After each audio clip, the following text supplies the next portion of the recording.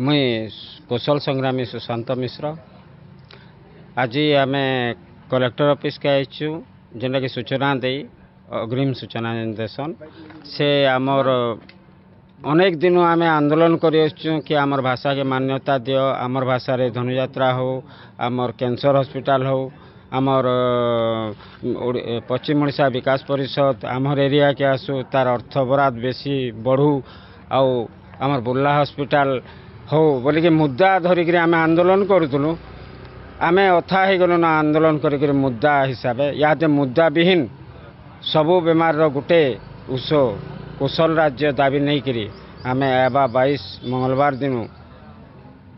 हल्दीपाली बरगढ़ वीर छकनु आम आमरण अनशन करवार के जाऊँ एटा जेनटा कि आम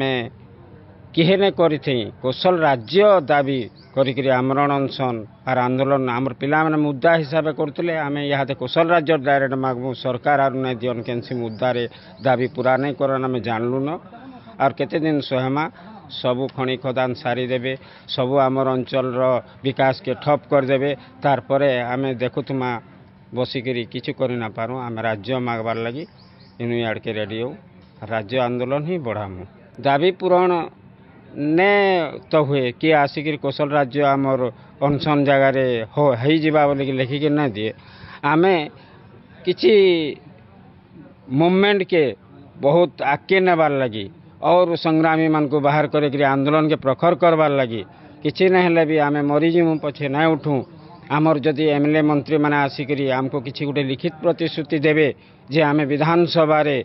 आम कौशल राज्य दाबी उठामु बोलबे तार परे उठमु लिखित प्रतिश्रुति देवे बेला।